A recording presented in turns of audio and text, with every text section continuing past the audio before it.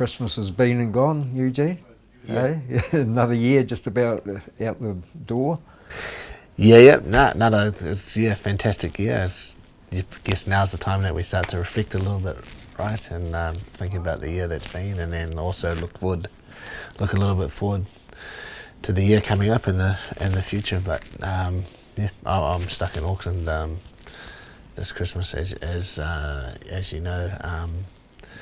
Got quite a few guys fighting early in the year, which, you know, if you want to fight early in the year, you have to sacrifice your Christmas and New Year's, and a lot of the things that most of New Zealand's enjoying, we have to sacrifice. It's just part of it. But we'll have our celebration and our holiday and a little later in the year, I think. Before we move on to next year, because there's some exciting things happening, but can I pin you down to one highlight for the year, or is that too hard?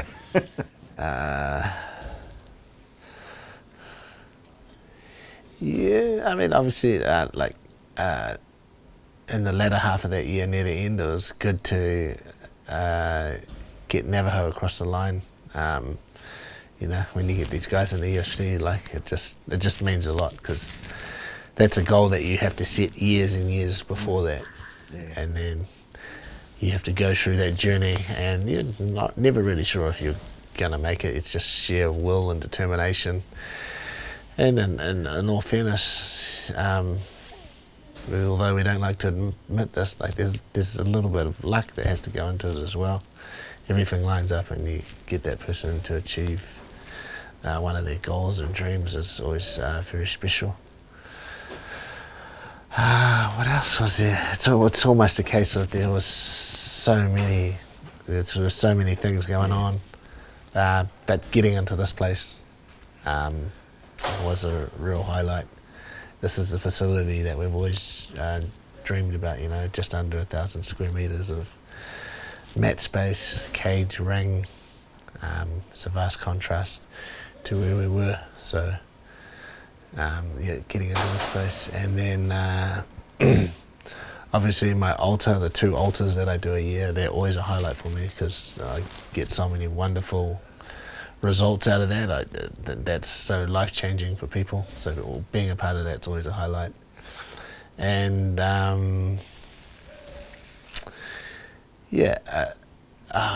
whole bunch of people that fought for the first time, that's always a highlight. So a lot of people that made their debut as an amateur, you know, when you take guys through that journey, that's also that in many ways is just as satisfying as the ones that you get in the UFC. Their first fight in the UFC, I see them as very similar. So just talking about the facility, you know, more space obviously, but how much better, you know, can you do your job just because of that space? How much more can you offer the fighters?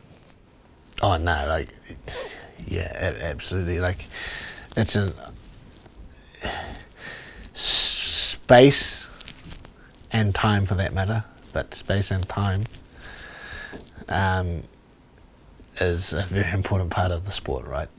And we were just prohibited with space, and so our sparrings, it was affecting the way that we were sparring. Now, it wasn't that we weren't getting anything out of that sparring, it's that we weren't diversifying the type of sparring that we were doing. So now we have the freedom to move around, and we can explore different tactics that we couldn't necessarily explore because the space was so tight. So it just gives us the freedom to properly match the environment that we're actually going to be fighting in. It's very important for the fighters. This facility is, although it's not finished yet, is going to be a big part of their progression, and for sure. I know you've always, over the years, had people from around the world come and visit, but the reputation is growing, the facilities are here now. There seems to be a lot of people from different countries popping in all the time. Yeah. Look, from early in our rise to where we are now, I had, like it's still a steady flow, but it's nothing like it was when we first, when you first come to prominence. Everybody wants to, but I've been very tactful about the way that I've done that. I wanted to keep this environment very pristine, very clean. That might be the Kiwi side of me, and so that the only way to get here is through some sort of connection. Yeah. So everybody that's here knows someone who knows someone that can eventually vouch for them as a person or vouch for their character, and that way you have this, you have a little bit of a backstop to look after the team and the team environment, and we make sure we're only letting people that we think the right people to come into the environment. So that's the only way to get into the team. You can't just rock up. You have to know someone that knows someone that knows someone at least, and that there can be someone that at least vouches for you as a person and the type of person you are. So in fact, everybody here has come through that avenue, and there's a lot of guys that it's not like I'm saying they can't come here, but it's not like I'm answering their emails. It's not like I'm going out of my way to answer their email or something like that. Yeah, it's just a good way to for us to just look after something that we think is pretty special and unique. Yeah. Well, one of those guys that you talk about is Kaan, who is fighting in Saudi Arabia. I've just had a yarn to him. Nice young fella. Can you tell us a little bit about what your expectations of him, what you've noticed about him, what his strengths are? Yeah, so Kaan has come over here for a number of years, popped over back and forth, and then he's just doing his camp here for his debut UFC fight. He comes from a great gym, Absolute MMA in Melbourne. He's got a great trainer, Simon, who's still a very big part of his journey. He's just doing his camp here. He just appreciates that I can oversee a few things, and he's got a lot of bodies here that he can work with.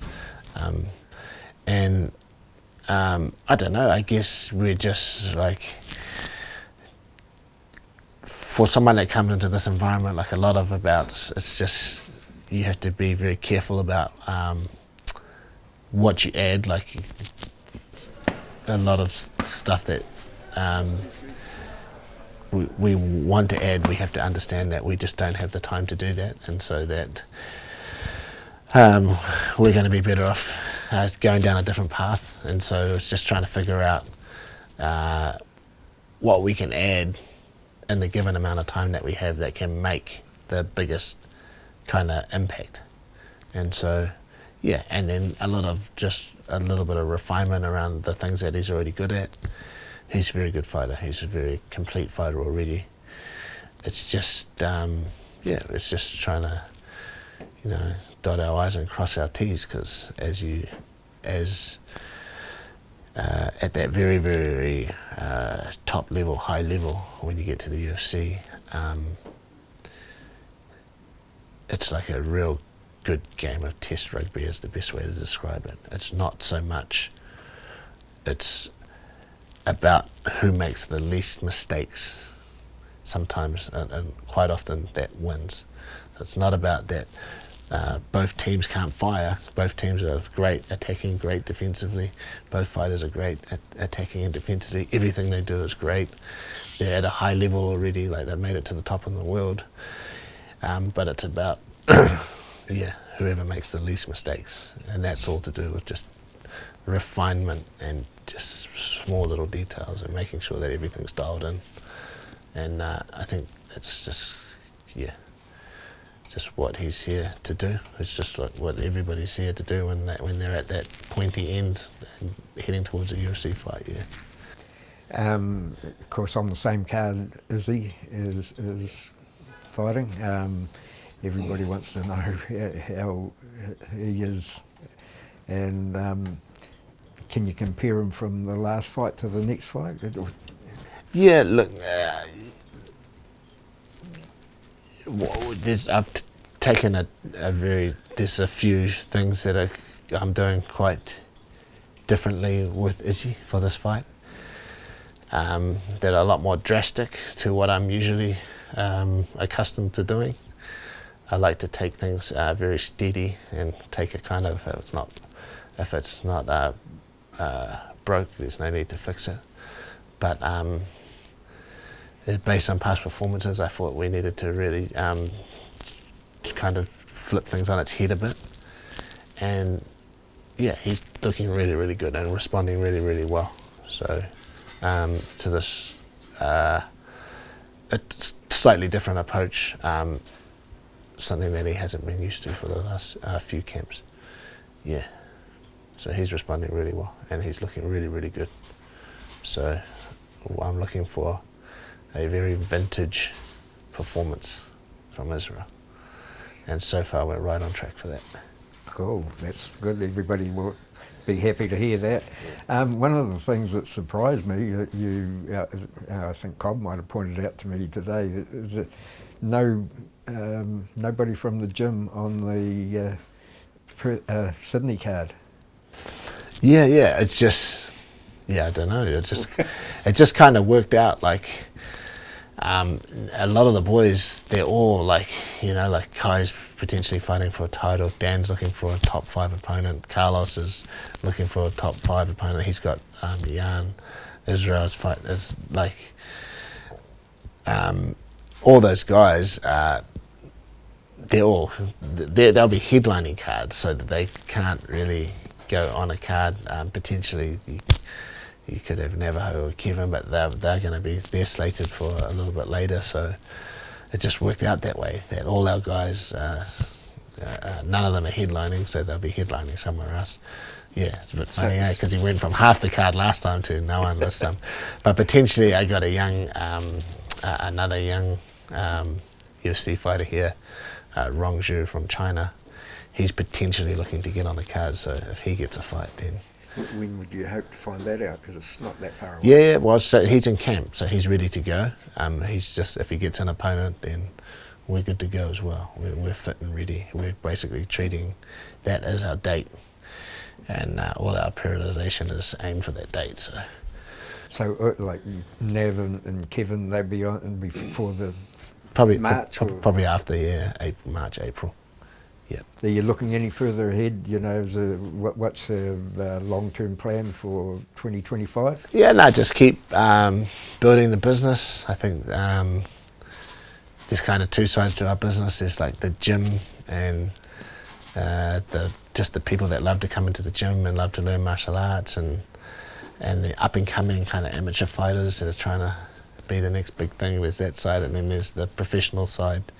And just building that side of the gym, you know, the people coming in and just getting a good workout, and the young fighters that are coming in and just developing, so just working on that. Pushing more guys, as many guys as I can into the UFC. It will potentially be another big year, like a lot of guys are on the verge of doing some very big things, veterans and some of the young up-and-coming fighters, so yeah, just looking a little bit into the future, but also just making sure that I stick to my same old philosophy, Tony. First one in here, last one out. That's always done me well. So I'll be doing that for another year, at least. Good idea. Awesome, Tony. Thanks, mate. It was a good interview. Yeah, good catch up. Yeah, cool.